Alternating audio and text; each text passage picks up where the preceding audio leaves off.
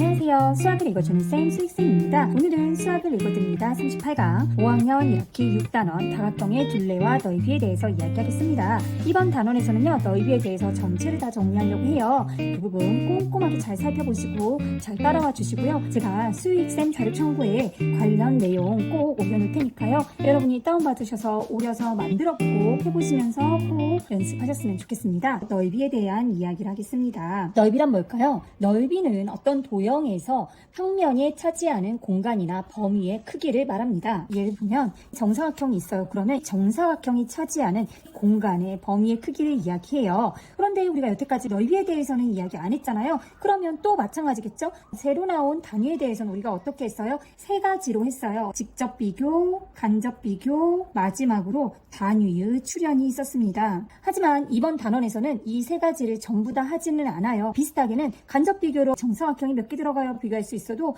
다른 건 나오지 않고 바로 단위가 출현하게 됩니다. 새로운 약속을 하게 됩니다. 바로 이런 정사각형에 대해서 정의를 하게 돼요. 한 변의 길이가 1cm, 정사각형의 넓이를 1제곱cm라고 하자라고 약속을 하게 됩니다. 그러면 이 약속을 바탕으로 여러 가지 넓이를 구하게 됩니다. 한번 넓이를 생각해 볼까요? 이런 사각형이 있다고 해봐요. 여기가 3cm고 이쪽이 4cm라고 하면 이 부분의 넓이를 구하시오 라고 하면 어떻게 하냐? 3cm니까 1cm가 3개가 들어갔구나. 4cm니까 1cm가 4개가 들어갔구나 해서 정사각형이 이 안에 몇 개가 들어갔는지를 살펴보게 됩니다. 따라서 이 안에 하나, 둘, 셋, 넷, 다섯, 여섯, 일곱, 여덟, 아홉, 열, 열하나, 12개가 들어갔어. 그러니까 1제곱cm가 12개가 있어. 12제곱cm야 라고 이렇게 넓이를 구하게 돼요. 이게 바로 직사각형의 넓이를 구하는 공식이 되겠죠? 직사각형의 넓이는 가로가 있고 여기가 세로예요. 그러면 가로의 길이 곱하기 세로의 길이를 하면 됩니다. 여기에 이게 몇 개가 들어갔는지를 보는 거예요. 그래서 가로 곱하기 세로로 직사각형의 넓이를 구하게 됩니다. 또한 이번에는 이런 좀 정사각형 같지 않은데 이런 정사각형이 있다면 이 정사각형의 넓이는 어떻게 될까요? 정사각형은 마찬가지로 가로 곱하기 세로인데요. 변의 길이들이 정사각형은 전부 다 어떻죠? 같게 됩니다. 한 변의 길이 곱하기 한 변의 길이 이렇게 구하기도 합니다. 그래서 처음에 넓이에서 어떻게 얘네들이 출발했는지도 꼭 기억해 주시기 바랍니다. 만약에 정사각형이 한 변의 길이가 1cm보다 더 큰 경우에는 어떻게 될까요?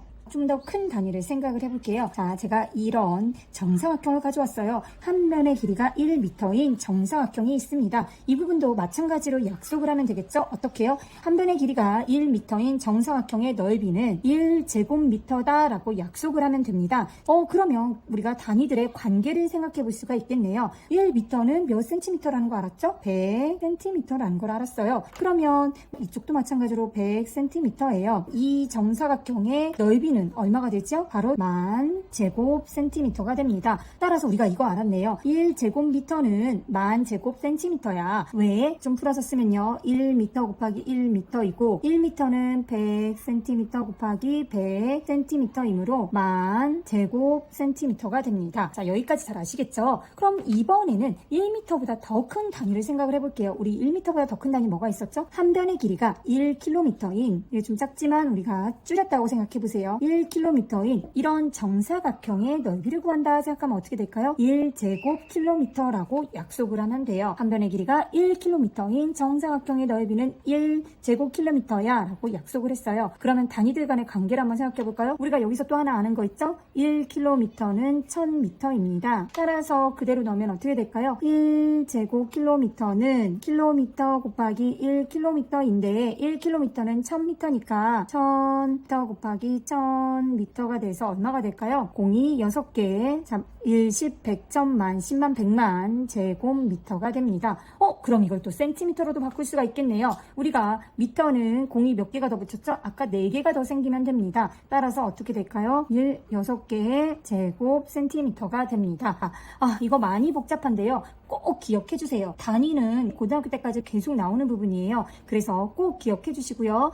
마지막으로 우리가 한 번만 정리를 해볼게요. 1km는 미터입니다. 1미터는 100cm입니다. 자, 그러니까 이번에는 여기서는 몇 cm가 되나요? 공이 더 붙으니까 자, 1, 10, 100, 1000만, 10만, 10만 cm가 됩니다. 이것도 기억해 주시고요. 자, 1제곱킬로미터는 공이 6개지요. 제곱미터가 됩니다. 3개씩 2번 늘어나니까 6개가 되겠네요. 그 다음에 센티미터로 가면 이제 공이 몇 개가 붙으면 되나요? 4개가 더 붙으면 됩니다. 그래서 얼마가 될까요? 하나, 둘, 셋, 넷, 다섯, 여섯, 하나, 둘, 셋, 넷 제곱 센티미터가 됩니다. 읽을 때는요, 제가 몇 단위로 끌면 좋다고 했죠? 자, 읽을 때는 4자리로 끊는 게 좋아요. 1, 10, 100, 1000, 만, 10만, 100만, 1000만, 10억, 100억, 100억 제곱 센티미터가 됩니다. 단위는 꼭 기억해 주셔야 해요. 지금부터는 진짜 다각형의 넓이를 구해볼 거예요. 순서는요, 이렇게 돼요. 평행사변형을 구해보고, 삼각형을 구해보고, 그 다음 마름모를 구해보고, 마지막으로 사다리꼴을 구해볼 거예요.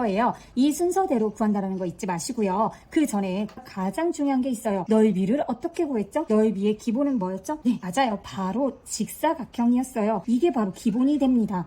직사각형의 넓이는 가로와 세로였어요. 이게 가장 기본이 됩니다. 그리고 중요한 거 있죠? 우리가 직사각형의 성질도 다 공부했죠. 직사각형은 정의가 뭐였죠? 내각의 크기가 모두 같은 사각형이었어요. 그래서 내각이 모두 90도고 마주 보는 변의 길이가 같았어요. 이게 직사각형의 성질이기 때문에 이 부분까지도 잘 기억해 주시고요. 이걸 바탕으로 이제 하나하나 넓이를 구해가도록 하겠습니다. 자, 제가 수익쌤 자료 참고예요. 이거를 그대로 올렸어요. 다각형의 둘레와 넓이 만들어보는 학습지예요. 밑에 보면 평행사변형과 삼각형이 있죠. 우리가 각각 한번 구해보도록 할 건데요. 제가 여기에다 직접 해보도록 하겠습니다. 맨 처음에 평행사변형을 구해볼 거예요. 우리가 평행사변형에 대해서 잘 알지요. 평행사변형의 정의가 뭐였죠? 여러분이 아직도 이런 정의가 헷갈린다 하면 꼭 초등교사가 알려주는 사각형의 모든 것에 대한 영상 꼭 보고 오시기 바랍니다. 평행사변형의 정의가 뭐였죠? 두 쌍의 대변이 평행한 사각형이었습니다. 그래서 성질이 뭐였죠?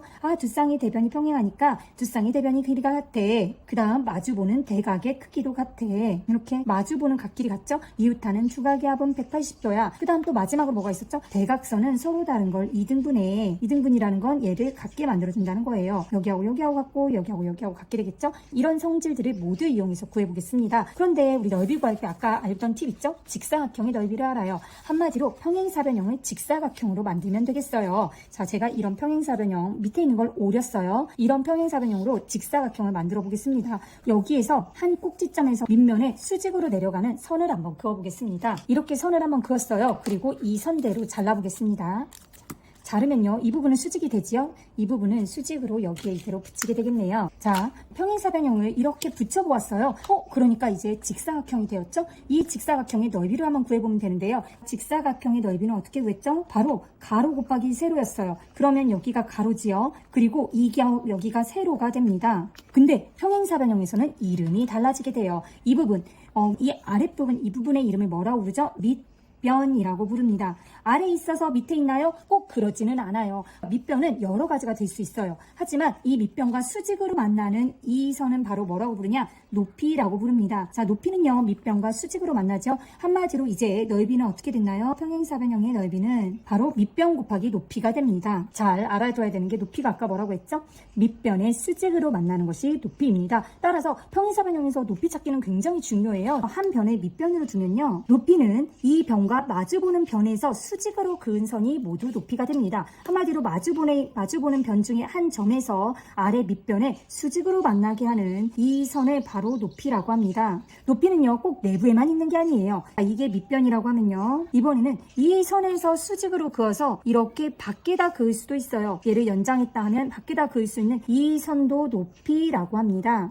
이 선도 높이가 됩니다. 자, 이번에는 세 번째로 얘를 밑변이라고 하면요, 얘하고 마주보는 이 선에서 수직으로 긋는 거죠. 자, 여기서 맞추면 수직을 긋기가 쉬워요. 자, 여기에다가 이렇게 수직으로 그었을 때 얘가 바로 높이가 됩니다. 자, 밑변은 꼭 아래만 될 수 있는 게 아니라 어디서든 될 수 있고요. 그 마주보는 변에서 수직으로 그은 이 선이 높이가 된다는 거 꼭 잊지 마세요. 자, 여기까지 해서 평행사변형의 넓이를 구했고요. 평행사변형의 넓이는 밑변 곱하기 높이라는 거 잊지 마세요. 자, 두 번째로 삼각형의 넓이를 구해보겠습니다.